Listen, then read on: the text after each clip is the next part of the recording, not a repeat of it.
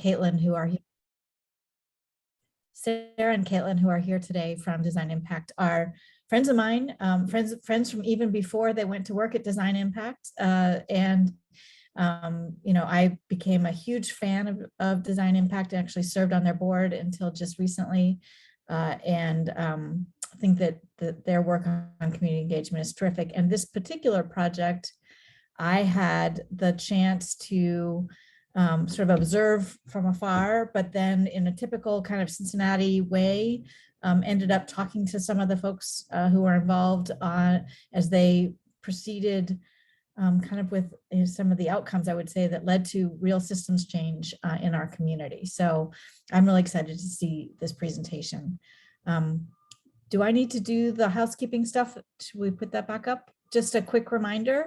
If you're joining us just now, you can change your name tag by clicking on the 3 dots in your Zoom square and add your pronouns and project location. We do have closed captioning. You can click on the button on the bottom of your screen to get to that. Everything will be recorded, so don't worry. You can always go back and watch it. And then, as before, listen deeply, make no assumptions, use the chat to connect with each other. Let's go ahead and get started. I'll turn it over to Sarah and Caitlin. Thank you.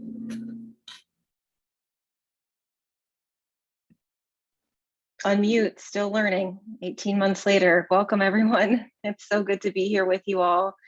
I'm Sarah Corlett with Design Impact. I'm the Director of Community Development and Strategy here. In that role, I get to be a facilitator, a designer, a consultant, and my roots go deep back into the arts. I'm also a retired professional dancer. And I'm just going to turn it over to Caitlin so that she can introduce herself, and then we'll jump in. Hey, y'all. My name's Caitlin Behle. My pronouns are she, her, and I'm a senior social innovation specialist with Design Impact. And also Margy and Sarah and I live in the same neighborhood. So we are hyper local. We're all here in Cincinnati and just really excited to be with you today. Awesome. So I'm going to start us. I know that you all have been going for a little while, and now this is the second day of this learning lab. It's maybe the afternoon, maybe the early morning. I'm going to introduce a practice that we used in the case study quite a bit that I'll share later, but it's also one of many centering practices that DEI leans into. So we center at the start of every single staff meeting. We center with our partners, and I'm going to offer up a practice, which is merely that. It's a practice for paying attention and just becoming present into the moment, so that acknowledging that we have a lot going on and that impacts the way our bodies feel, the way our minds are working, and even the way that we are feeling. And so going to offer this up to you today. I will invite you, if you're feeling it, you can turn off your screen. We're not going to do anything too dramatic, but if it makes you more comfortable to turn off your video, I will just, again, invite you to initially just get into your body a little bit, shrug the shoulders, roll them down if you need to take your ear from side to side or open up the shoulders. We're just hunched over these screens all day long. And then go ahead and take 3 really deep breaths. So the deepest breaths that you possibly have taken today. You know, we take for granted our bodies know what to do. And so just enjoy and relish in this moment of a big, deep inhale and a slow, deep exhale.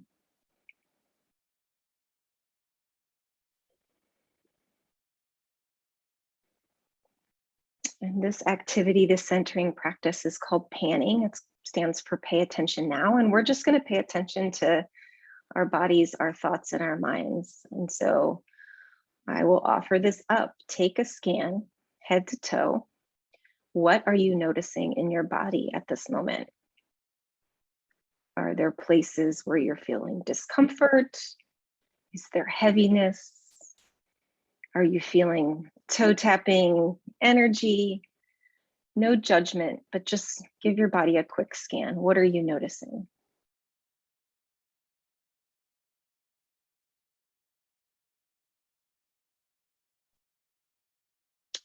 And after your next breath, Just take a tune into your thoughts. Where are they at this moment? Is it on your to-do list? Are you feeling pretty present? Is there one thing that's taking up a lot of space? And no judgment, but just notice what's going on in your mind at this moment. It's Wednesday in the middle of the week in November.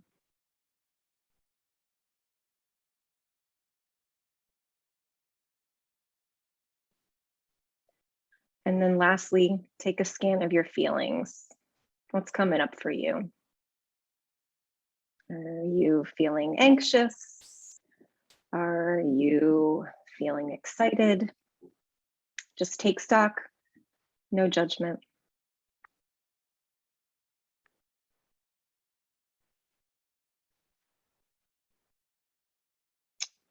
Awesome. And as we wrap that up, take one more big deep breath. And whenever you're ready, come on back.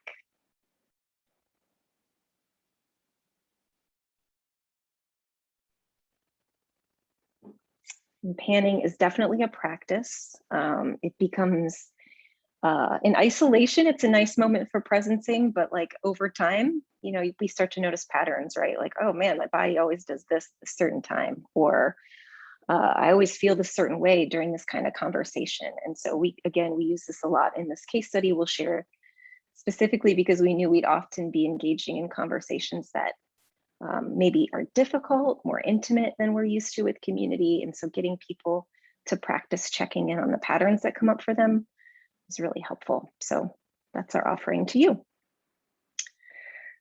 So let's dive in. I'm sharing my screen. Yes, okay. Give me a minute here, you know, do the good old screen share.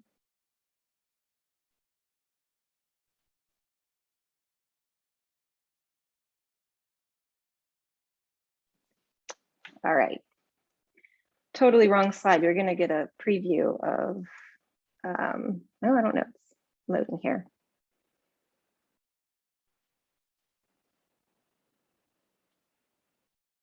Sorry, y'all, it's the end of the day. Or not, yeah, at least where we are, it's getting close. So that means my computer is having a heyday. All right, we did that. Here we are. What the heck are we doing today? Just to give you an idea, we're just gonna lay the foundation. I know that you've heard from Design Impact and many of my team members. So just in the event anybody is new this afternoon, I'll say briefly who Design Impact is. We'll create or really agree on some what we call community agreements, which are just ways that we want to show up and be together today. Again, another practice of ours that we use at DI and certainly within the case study that I will share with you, or the project that we worked on. We'll give you a chance to get into groups and build some more connections. Hopefully you've had a chance these last couple of days to get to know folks. I know we're coming from all over with all varying degrees of experiences and perspectives as it relates to NEA in our town. So we'll give you a chance to introduce and connect in small groups. I'll share this case study, this project that Margy has referenced.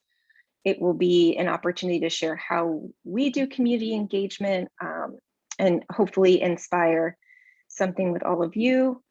And then I'll kick it over to Caitlin, and she's going to share a specific tool that we use at the start of this project called People's History. And we'll give you a chance to get back into those small groups and really design and think about what it looks like to utilize and tap into this tool in your own community engagement work, wherever you are at in that journey. And then we'll wrap up. So that's our plan. Awesome.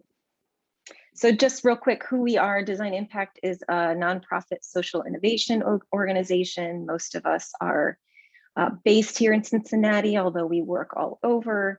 And, you know, we partner typically with nonprofit organizations, funders, institutions to look at, you know, really complicated social issues with two really important lenses. For us, it's creativity is a key component of that. So we lean a lot into design practices, human-centered design, to really say, like, how can we look at this complicated issue from different lenses and perspectives?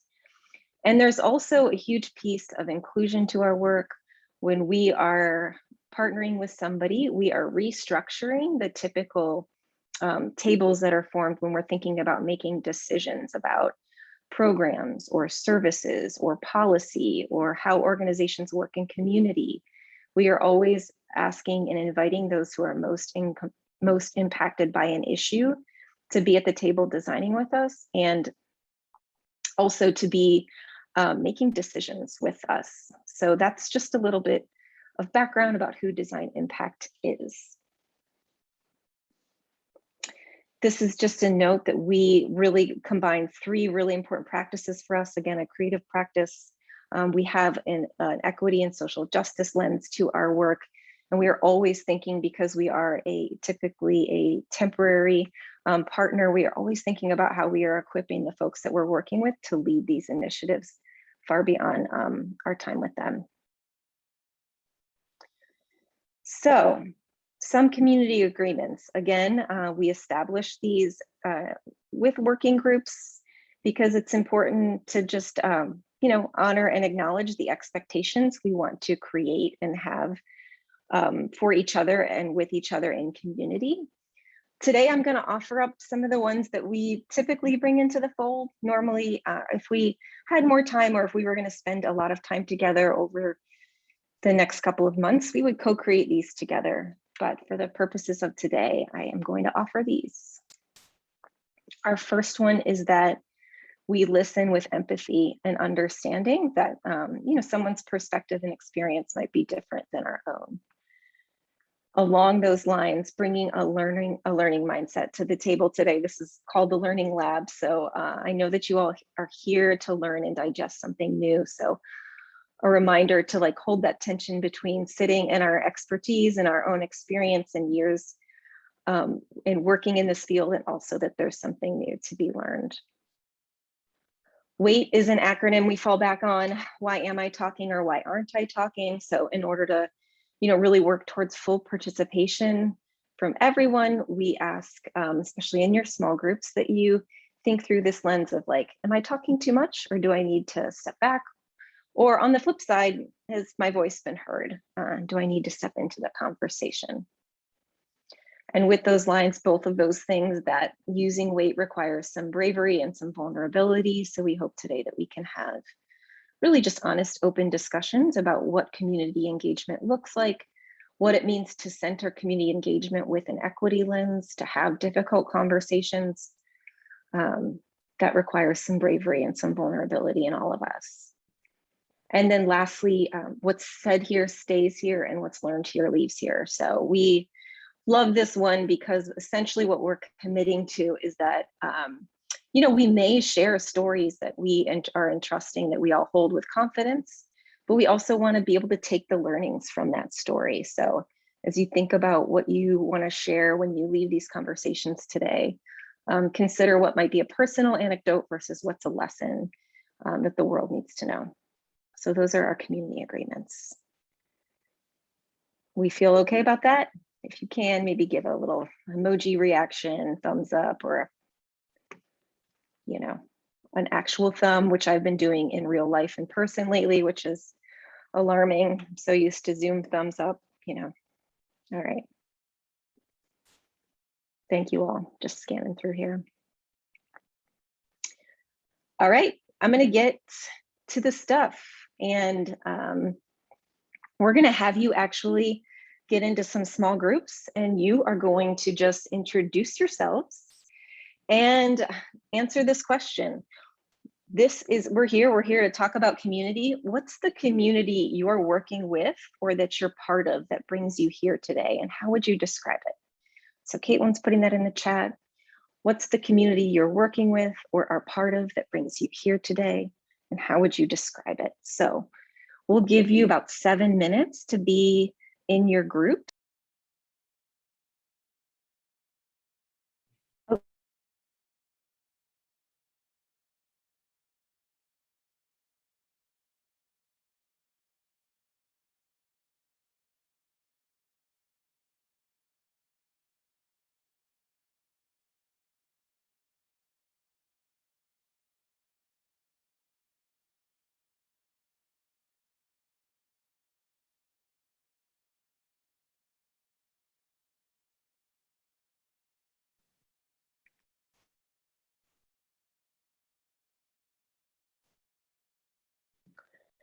Welcome back. Hopefully you all had a chance to just connect with each other, get a little re-energized.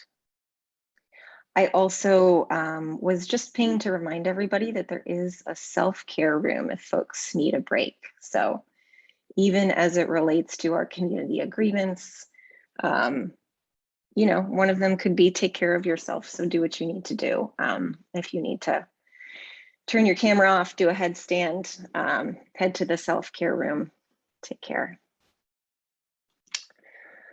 All right, so let's jump in. I'm going to talk a little bit about, I'm going to give you some context for this project that we worked on in Madisonville, which is a neighborhood in Cincinnati. And I'm going to then turn it over to really share a video that was produced by one of the participants in this studio that I think will do a better job than I can at really telling the impact of this particular work. So the Madisonville Community Studio is a project that was funded by the Kresge Foundation, and we started it in early 2019. Design Impact had just recently moved our offices to this neighborhood in Cincinnati called Madisonville. And Madisonville is a historically racially diverse neighborhood, but like many communities also across our country was experiencing and still is experiencing a lot of new investment, both locally from local investors, but also,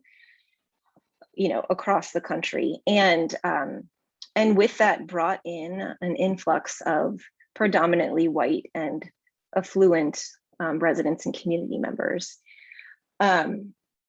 This project is unique to Design Impact in that typically, as I mentioned, we have a partner. So we are a facilitator of a process, but you know, we might have a CDC that we're working with, or a development authority, or a hospital, or some other partner in between us and the community. In this instance, because it was our neighborhood, because of the funding we had, we got to work directly with community and design an engagement process that we felt like could live into our values. So here we are in this neighborhood in Madisonville, in Cincinnati, Ohio, and some of what we had observed just by being there and in conducting interviews and in having conversations with the neighborhood as we decided to, you know, really figure out like, what's our role here? We want to be part of the community, was that there was a lot of tension bubbling up, particularly in neighborhood council meetings and in community.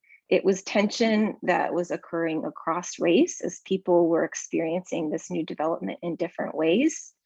And our previous work in other neighborhoods in Cincinnati around building inclusive neighborhoods told us that one of the things that we felt like was missing was an opportunity for residents to really build strong relationships that were rooted in really understanding each other's perspectives and experience with their community and development through their lens of their racial identity.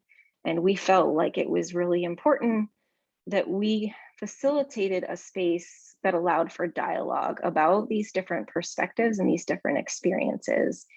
And that if we could do that, if we could create an environment where real conversation could happen, that these communities could then be better served to organize and advocate for folks who are most at risk for displacement and for having their sense of belonging being threatened.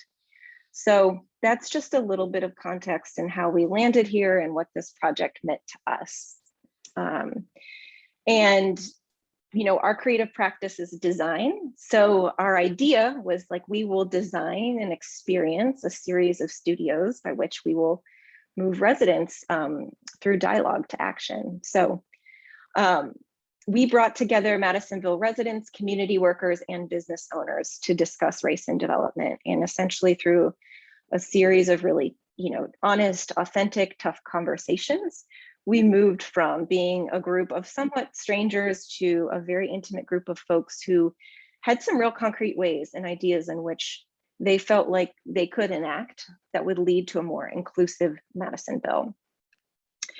And so I'll talk a little bit about like what happened and also how this may be linked to in our sense to systems change.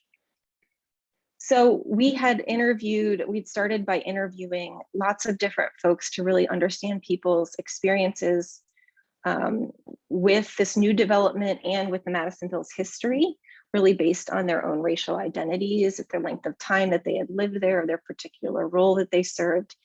And we ended up surfacing two big questions that the members of this community studio wanted to answer or grapple with. How might we ensure Madisonville's Black residents have power, influence, and representation regarding decisions in the community? And how might we improve connections among Madisonville residents across race? So as I mentioned, there were some really contentious, intense community council meetings where these tensions were bubbling up, and they felt as though if we could grapple with these two questions, we might get somewhere new. I should just back up and say there were about 20 folks involved in this studio. So it was a small representation of the neighborhood, but people willingly came to the table and came knowing and eager to have this kind of conversation.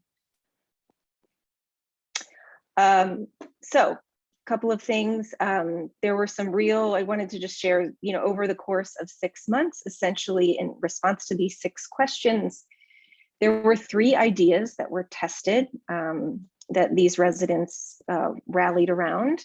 The first one was a new improved community council. So there was a group of folks who decided that they really wanted to reimagine community councils as a space, not just for quick decision making, or not just as a place where we have to respond to development that's before us, but also a space where we can foster intimacy in our community and build deeper relationships. So this particular group had some really amazing ideas on how to build inclusive, authentic, warm spaces in their community council meetings.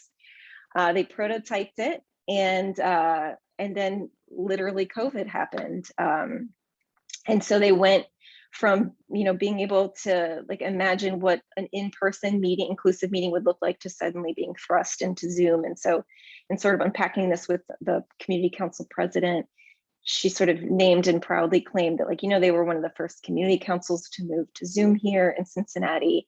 And she felt like a lot of the work that they had done together as a group allowed them to say, okay, how do we pivot all of the things that we were working on in an in-person environment to an inclusive Zoom space?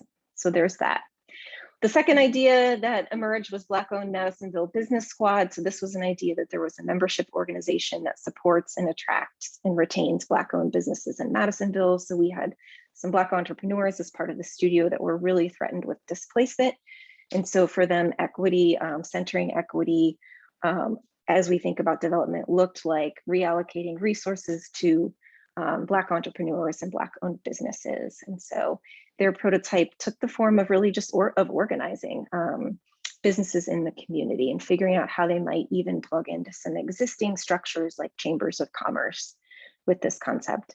And then the third concept they came up with was just meet your neighbors. And this was an opportunity for residents to connect with each other and share their individual gifts. This started out pre-COVID as a dinner conversation, but was really about people learning, giving an opportunity for residents to connect in different ways, and also exchange their own gifts and skill sets as a way to build a more inclusive neighborhood. So those are some of the concepts that came forth and came forward. Before I kick it over to the video, because I know I've been talking for a while, I'll just say that one of the things that maybe is different about this that I think sometimes in our community engagement work, we forget about is the importance of setting outcomes with the community themselves. So these are 5 changes that our Madisonville studio participants decided they wanted to see, not just within their small group of 20, but also within their neighborhood. And they took the shape not so much of specific ideas, but really of ways of thinking and behaving that they felt like needed to change to really have an inclusive neighborhood. So valuing relationships is key to creating change. So really centering and focusing on relationship building as a core tenet of neighborhoods and neighborhood development. Recognizing trauma caused by systemic oppression. So we had a lot of conversations, and you'll see through the People's History tool, we had a lot of conversations about how policies and practices impact people's ability to stay in communities, to develop wealth, and that these systems are very traumatic. And so they really wanted that to be honored and lifted up, and felt like if we can start to do that in a real and honest way, then we can start to build different communities. We wanted to value lived experience as a form of expertise. So yes, we're in rooms with developers. We might not understand pro formas, but we bring a lived experience and perspective that should be just as highly regarded. That was something, a mindset they really felt like, if we can shift this mindset, again, we can start to change the way our communities are. They wanted people to sacrifice conveniences, comfort, and power to advance equity, specifically white folks. So what is it that we, what comforts are we, and conveniences are we willing to let go of for the sake of community and for each other and for justice? And then lastly, they really wanted equitable and inclusive policies and practices. They wanted to make sure that those were in place within their neighborhood organizations and at large. So these are outcomes that they set together. We constantly reflected on these. We held ourselves to these, and I'm sharing them with you because as you listen to this video, I'm hoping that maybe you hear nuggets of where this transformation took place. So I am going to turn this over to our tech team to share this video. This video was again created by a Madisonville studio participant, and enjoy. I hope it tells the story for you. It's not by accident that everybody that's moving in is Caucasian. That's not by accident. You look and say, okay.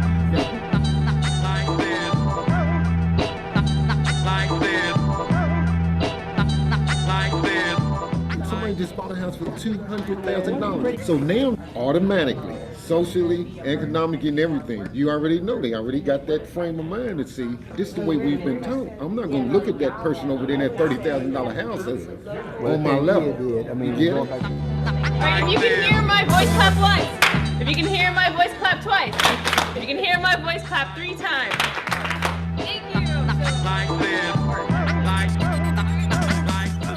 y'all bring a lot of people in one foul swoop by putting, and y'all just putting up all apartment buildings. How that's gonna affect what we love about the neighborhood, you know what I'm saying? You're gonna be asset or you're gonna be, a liability. I mean, you're gonna tear the neighborhood up, or we gonna be fighting against y'all because y'all knew when we old, you know what I'm saying? It's always been there, the value always been there. The blacks always felt like it was just as valuable as any of the other neighborhoods. A neighborhood that you still can raise your kids in, that you would want to come raise your kids in. So hopefully as people come in, they still want this to be a home place too. That's what I don't want Madisonville to lose. I think like that right there is the very fiber of the neighborhood that keeps neighborhoods together and keep them strong. You know what I'm saying?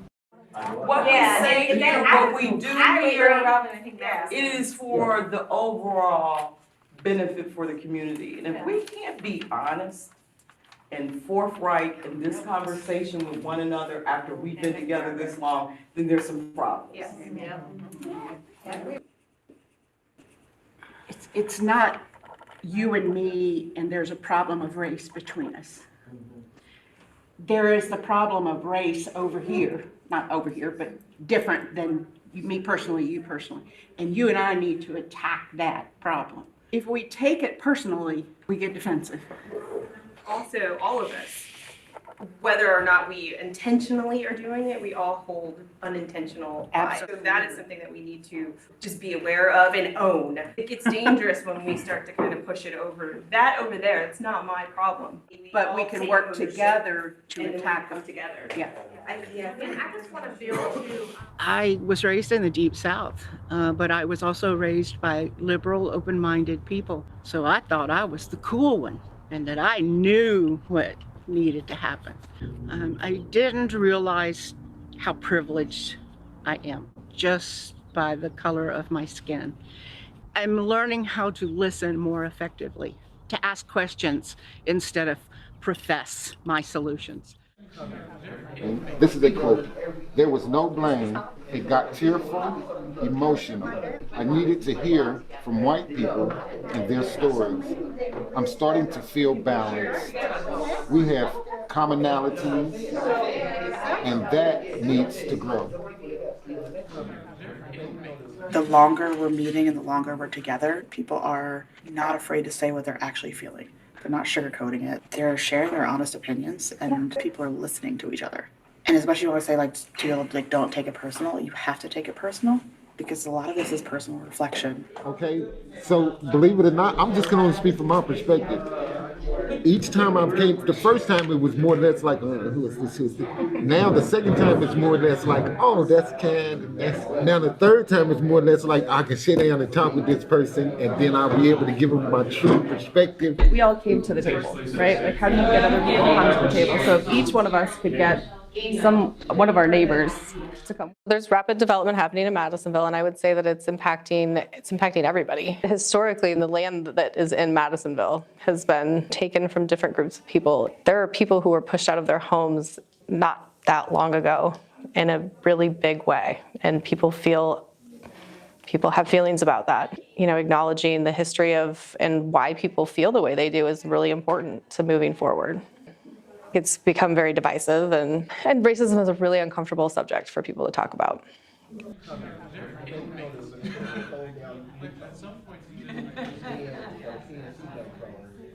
I really feel like, this shop has really not just helped me, but everybody else that wanted to express what they were trying to bring to the group. The other groups that I've attended, it was kind of like they had an agenda, and it was more of a selfish agenda. So, but this right here, you were hearing from everybody from every level, so you can kind of understand where they come from, and then, you can try to work together to have a common ground, so nobody feels like one is overbearing the other. It makes me want to put more into the neighborhood. It makes me still believe that there are still people that want to have the neighborhood together as a good, comfortable place to live also.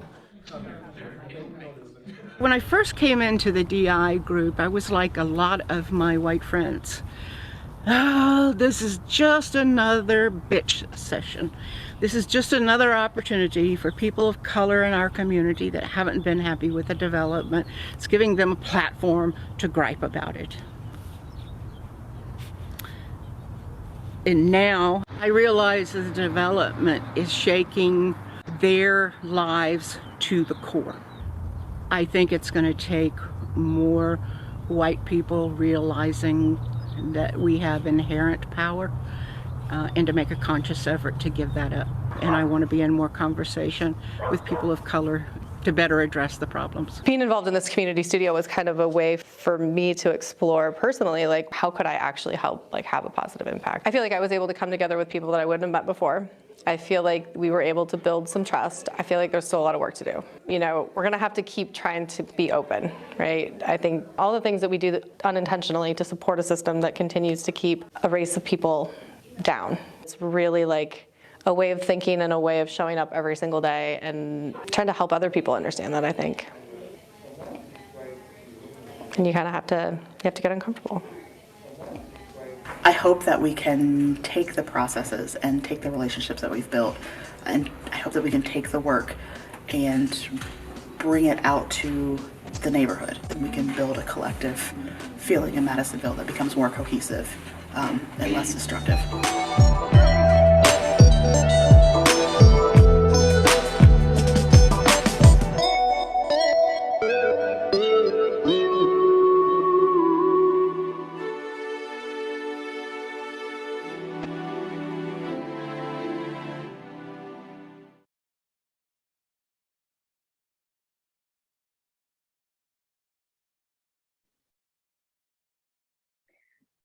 All right, y'all.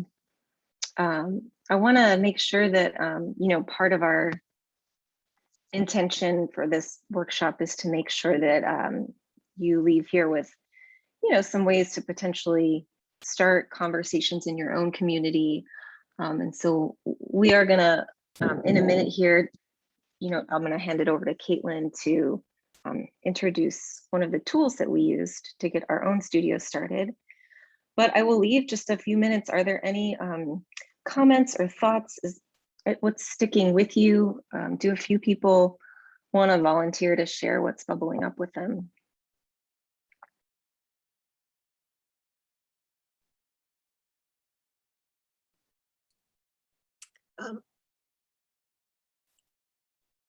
I have a question Sure. around, and maybe it's where you're going and about what you're about to share, but what was the sort of organizing moment or event that that generated this project? So that was there something? Did something happen? Was that how what generated enough interest for people from throughout the different parts of the community to come together? Yeah, that's a great question. We decided part of the design process is initially for us is discovery. And so because we were new to the community, we wanted to make sure the concept of a studio would be invited and welcomed. So what we did was we conducted 28 interviews. And these were qualitative relational interviews. We had the same set of questions. We were really intentional about, we started with 12 folks, asked them who they thought we should talk to. We wanted to talk to people who held what maybe would be considered more formal leadership positions in the neighborhood versus folks who played other roles. We thought carefully about just making sure we had different perspectives represented. And so through those interviews, we started to build relationships with people. And so once we had all of this qualitative information, we themed it. And we called everybody that we'd interviewed and said, would you come back and see what we did with the notes from these conversations and bring a fellow resident, business owner, community worker with you? So we hosted a dinner. And there were 7 themes placed around the room that specifically spoke to development and its intersection with race. And we asked people to have conversations about them and help us prioritize. And from there, there was just a lot of interest for people to do this. And we had a unique positionality where we weren't a political entity. We didn't have an agenda per se. We had a theory that we wanted to, see play out. And so people were just really eager. This was 2019 to be in community and relationship with each other. So we ended up extending an invitation. We didn't throw out a broad, big public invitation. We just sent an invitation to folks who had been either interviewed or come to that session and said, who would like to be part of it? And folks came forward and said we would. We also did compensate everybody for their participation in this workshop. So yeah, they were valued for their time and expertise in working on this.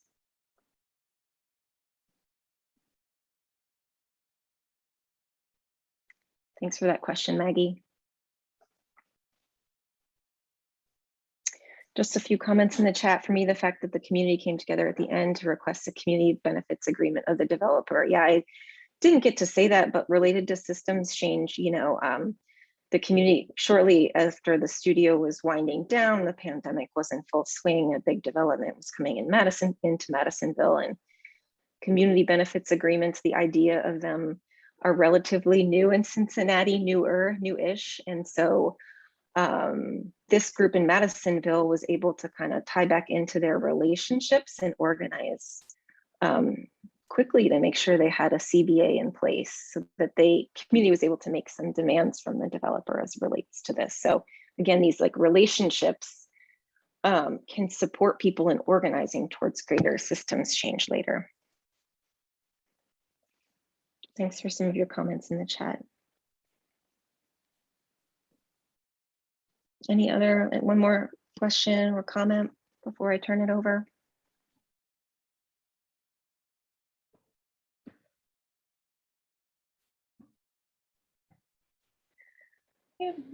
Question. Yes. That's okay. How long did this process go? You mentioned 2019. Yeah, we started interviews in the beginning of 2019, the interviewing 28 residents. We formed a team of about 7 of the studio participants as our core design team in the summer of 2019. They actually helped us figure out what we wanted to do in the workshops. They helped us set some of those outcomes that we named, and the studio kicked off in September, and we held a final event in March. So it was about, 6-7 months long, the studio itself was, and then there was the work beforehand of listening, deep listening, and then also building our design team. Sarah, Marty here. Can you talk about the role of arts and creativity in the process? Yeah, so for us, our creative practice is human-centered design. And so that is a process by which we do a lot of deep listening and discovery and kind of look at all angles of the particular problem. We identify the themes, and then we brainstorm ideas and then prototype them. And I'm sure many of you are familiar with that. So for us, a lot of the creativity came in the way we help people step into brainstorming, how do we approach these problems differently? What's the stimulus there? This idea of testing ideas is kind of new. Normally we have an idea and we run with it. So prototyping was a creative element to it. The final storytelling event, we actually we paid a couple of the studio participants to organize it and coordinate it themselves. And so the evening storytelling event was a combination of just spoken word, poets, musicians, all under the theme of of belonging, development. So there were moments, I guess, woven throughout where arts and culture and showed up and creativity. We also leaned a lot into mindfulness and, other practices where people could just be really thoughtful and, tapped into some somatic practices. So things where your brain and your body were trying to line up a little bit more. And so that was also another way to tap into the creativity because, we all know, maybe you're feeling it right now when you're in a really uncomfortable space and your brain and your body are literally on two different planes of existence. It's hard to tap into your creativity. So we try to use some mindfulness practices like PAN, what we did earlier, to try to get people to tap into that creativity as well. Thank you. Well, I'm going to turn it over to you, Caitlin. So Caitlin is going to share the People's History tool. It was something that we initiated and used in our very first studio session as we brought some folks who were strangers together. And then we'll give you a chance to talk about how this might link and connect to your work. Thanks, Sarah. All right, I'm going to go ahead and share my screen here. And I'm going to bring the energy today. So we've been in a very reflective space before. It's also, we know for some of you, it's getting later in the day. So I'm here to bring the energy. So you are going to be able to talk about this tool and you're going to apply it in just a few minutes. So, okay, first of all, what Sarah had said about this tool, you actually probably saw a little bit of a peek into it in the video, but this is really a facilitation tool and a tool to really get conversations going. So first of all, okay, we also know that everybody is in different places when it comes to community engagement. So for some of you, this idea of co-creation and collaboratively working with community, maybe that's really natural to you. Maybe you've been doing this from the get-go. So you're like, great, I'm on it, let's do this. And for some of you, totally okay. The idea of even asking communities what they want and what they're interested in maybe is not something that your community has ever been asked before. So you are just starting to work those muscles for the first time. And so regardless of where you are and how you're approaching community engagement, we think this tool can be helpful to all of you. But basically, it is a very flexible tool to get conversations started. Based on where we're at in this time and place, we know that a lot of times, depending on who you are, what your position is, what your racial or cultural identity is, you might just see things from a different perspective than your neighbor. And you might be talking a totally different language. You see things from a different perspective. So this is a way to get everybody trying to look at our history and our experiences from more of a shared place, while also being able to honor those different perspectives. And so, like Sarah said, when we used this tool in Madisonville, it was really centered on development. So we'll share a little bit about how that tool was used, but again, this is a really flexible tool. Okay, you don't have to be able to see every little post-it here, but I did just want to show you, first of all, the great thing about the People's History tool is that it's pretty low fidelity. It's pretty cheap. All you really need is a giant piece of paper and some post-its. And the idea here is that you basically build a timeline and you populate it with different events or milestones to really talk about how the events and the policies and the practices of our past are connected to the experiences today. So when we're talking about something like the G word, right, gentrification and development, a lot of times it's easy to just think, well, I don't know, we just got here because a lot of folks really wanted a coffee shop, and that's why we're here today. But what this activity can do is it can say that there were some bigger things, there was a bigger movement of things that are happening in the past that have brought us to where we are today. And the truth is if we're going to talk about inclusive places, inclusive neighborhoods, then we have to make sure that we're connecting those two dots. So you can see in the Madisonville timeline, this one was really specific to thinking about policies and events that shaped the way that neighborhoods were developed, the way that Madisonville was developed, and who could live and own a business there. So yeah, just as a recap, it's really flexible. It doesn't necessarily have to be about policies or major historical events, but the idea here is that it is a collaborative tool that communities can use together to create their own timeline of the things that are relevant to their own community. You can use this in a lot of different ways. You can, for instance, uncover different perspectives and realities about our history. So to go back, so in the case of Madisonville, for instance, somebody put down the building of a mall near Madisonville. And even that was really important to understand because depending on who you were, that mall could really affect people differently. For some people, a mall was awesome because they were getting I don't know, a JCPenney, and you get access to lots of different clothes and it's a place to go for teenagers. And for other people, the idea of this mall was actually really painful. That was a reminder that their grandparents lost their house because of this mall. So even just recognizing that the same event in history, this somewhat neutral event, can have different feelings and different realities for people.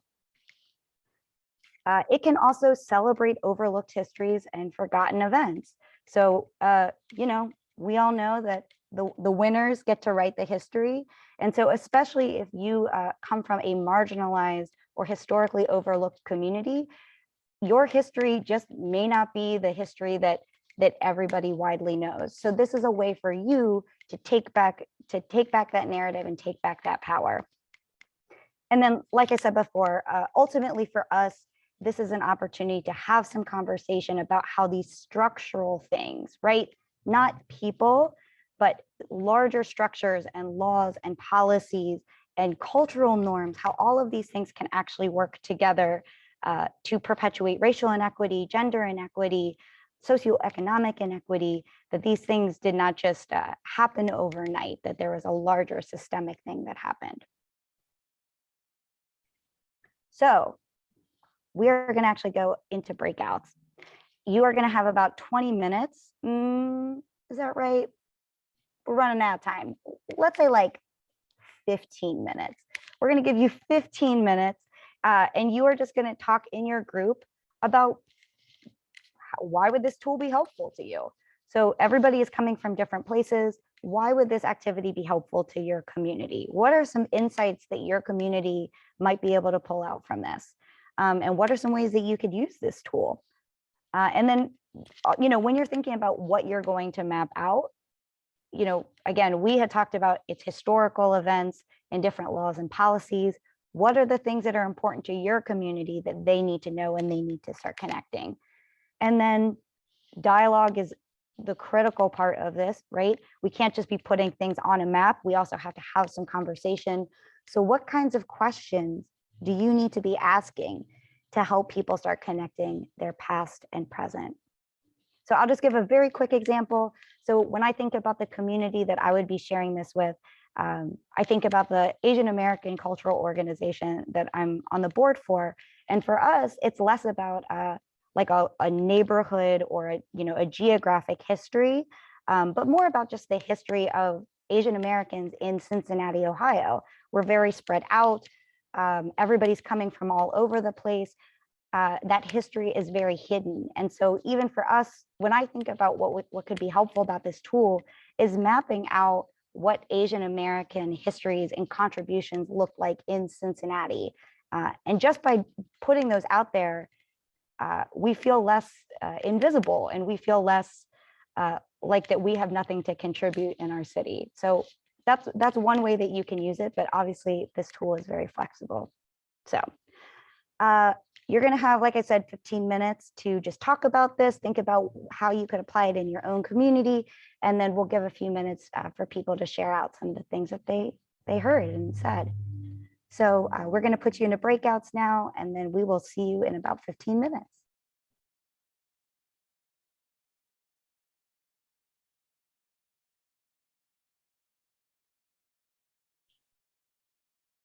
Hey, y'all. Well, welcome back.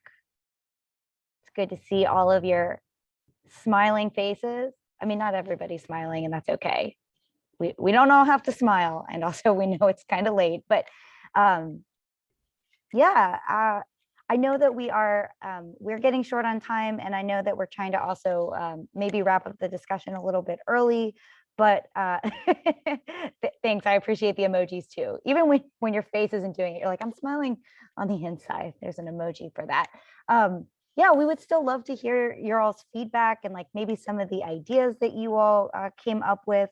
So I guess like maybe we'll just start with how did it go? What was insightful? What came up in your conversation? So maybe just for now, post in the chat, and then I'm happy to read some of these out loud, and folks can keep building off of them. And then in the meantime, Sarah has also posted a worksheet, so you don't have to memorize or try to remember what this activity was like. You can obviously just like we got a worksheet for that, so you please download it, print it off, whatever, just take it with you and please share, because yeah, just hearing already from folks that people already have a lot of ideas on how they could spread it. So awesome. Lots of possibilities. Well, let's hear them. What were some of the possibilities? What all did you all see as opportunities when you thought about this tool?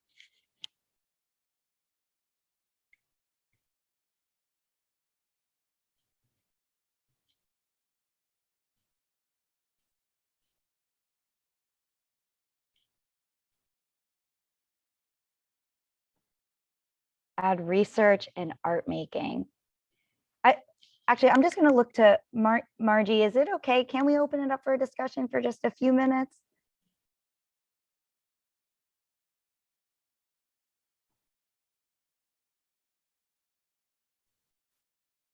I'm sorry, just to save on time, I think we want to encourage our attendees today to share the reflections in the chat and allow you to move to the next portion. Thank you. Okay, awesome. Great. So people are saying, looking at history and opportunity to shape the future. Yeah, I know in our group too, we talked about even actually extending that timeline. So we're also thinking about the future, that we're not just thinking about the past, but how do these things connect back to a bigger, better, brighter future. Matt says, we explored it in different contexts. I'm eager to find the right way to use this activity. Great. Yeah, does it? Indeed, without perceiving change in the past, we cannot imagine change in the future. That is 100% true. Yeah, I love that some people are thinking about it more as a future building tool, not just as a reflective tool as well. That's awesome. Great. I was challenged to think about how to apply this to refugee, immigrant, and newcomers. Yeah, I think there's something really interesting about the way that it, in some ways, it democratizes history. Something that someone shared in our group is that when you have all of these different stories and events that are, but they're all Post-its, they're all the same size, they're all sitting next to each other on the same timeline. They all have the same value, and in that way, you're also able to disrupt some of these narratives that maybe that you're hearing over and over again. This outreach is necessary to have the diversity of experiences and people represented in the conversation / timeline / project. Yeah, and it invites multi-generational perspectives. That's right. We talked about this doesn't have to just be adults that are doing this, that, we can invite youth, we can invite older adults, people who have been here a long time, people who are new, and another way to start an argument between family and friends of different generations. Awesome. Well, I know that we're trying to wrap up. So thank you all so much for just this opportunity to talk about this tool. It's really exciting to hear that it's resonating with a lot of you, and you can see it in your communities. I'll hand the mic back over to Sarah. Sarah, is there anything else you want to add? No, thanks, Caitlin. Appreciate all of you, and appreciate the opportunity to be in small group conversation. So thanks for having us. Thank you all so very much. Again, my name is Teresa Gonzalez, and I will be, I'm with Design Impact, Executive Director, but really proud to be able to lift up some of our work with the teams and the amazing community transformation and success stories that we've been able to achieve. And we're just really excited to be in space with you today. We'll have an opportunity actually to do a little bit more reflection on what was just shared. So I'm going to try to wrap it all up.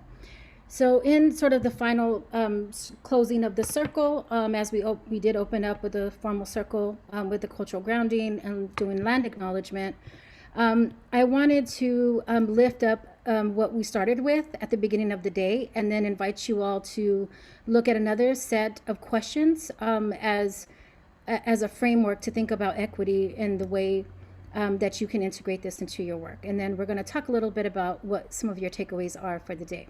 And then after that, I'm going to pass it on to Jen Hughes, who will tell us what's next for next week and get us really excited and amped up so we can invite others and make sure we show up for the final session.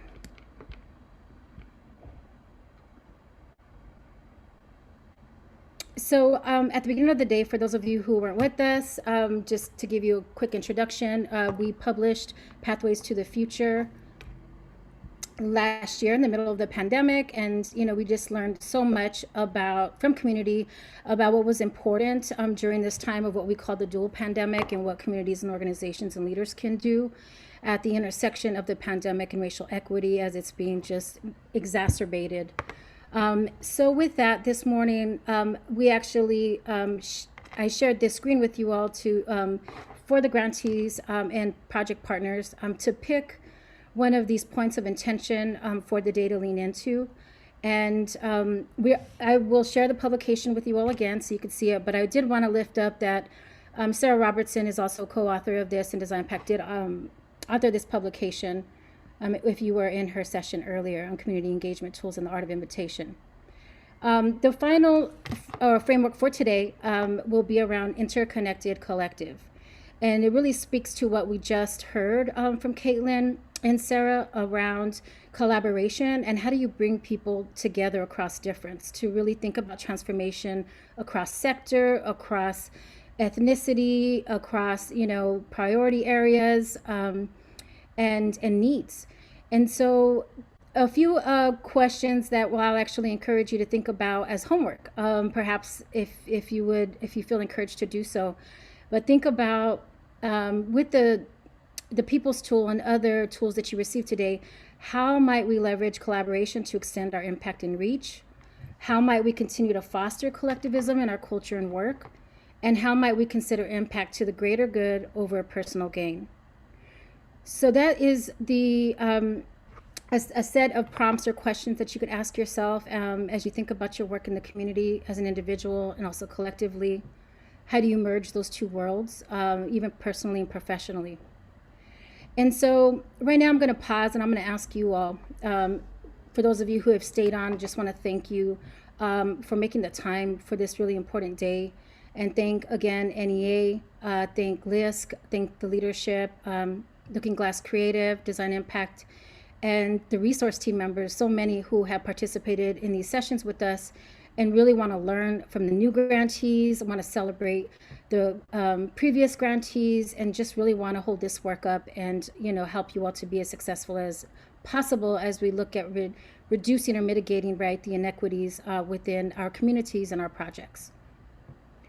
So the pause is for you to take a minute, and what I'm going to do is ask you all to rub your hands together to create some warmth between your hands if you're not already hot. And then get your right hand, put it over your heart space. Get your left hand, put it over your belly.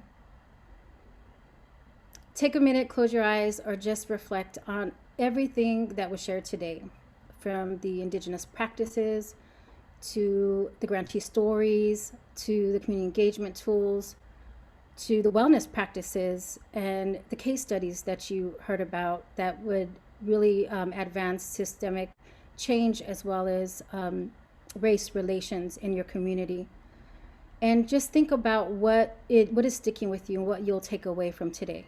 And if that's, you know, one word or one thought or one idea, I want you just to pause for a minute and think about what is it that's going to stick with you from today.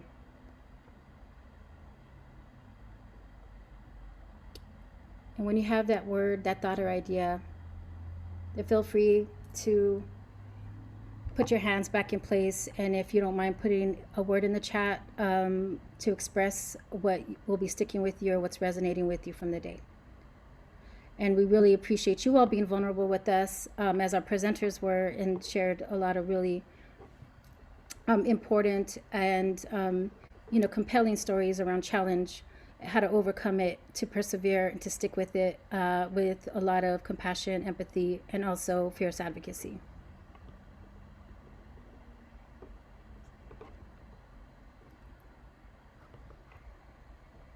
Thank you, thank you. New opening, humility, weight, care, keeping promises, gratitude, collaborative art making, community agreements.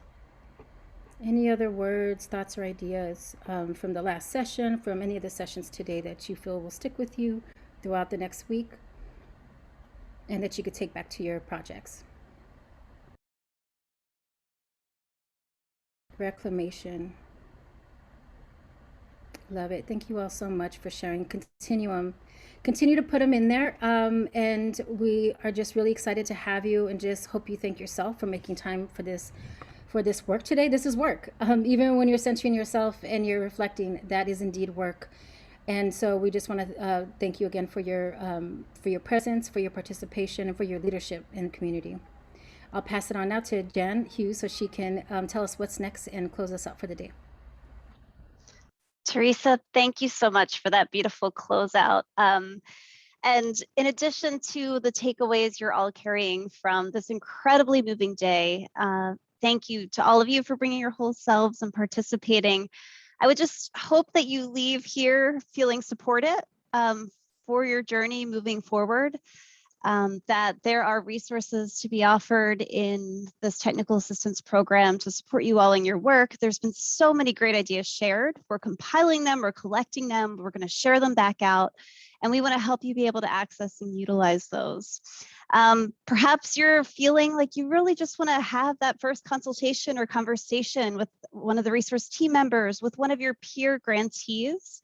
Hannah's just going to drop in the chat. You can quickly send us your contact information so that we can just schedule a consultation call. And I certainly hope you will join us next week. We have another incredibly inspiring lineup to close out our last learning lab on equity, imagination, and systems change. I encourage you to invite others within your organization that certainly your partnering organizations, artists, designers that are working on your project to please join us. So here's a preview of the really exciting agenda that's going to kick off again next Wednesday, November 17th. We'll begin with another cultural grounding led by Autumn White Eyes. We'll then hear from an incredibly charismatic and inspiring speaker, Carlton Turner. That's certainly a conversation you're not going to want to miss. Then we will also be hearing from another grantee, this time on the West Coast, the City of Berkeley and Calla Institute. And then we are so fortunate to have a tremendous closeout to be led by two brilliant artists, resource team members, and thoughtful practitioners in the space, Mark Valdez and Marty Pottinger. So I hope you will join us. I hope you will carry these reflections moving forward. And just want to extend my deep gratitude to all of you. You can take down the slides so we can bid each other goodbye in this virtual space. And I really hope to see you all next week. Thank you so very much for being here. Bye all.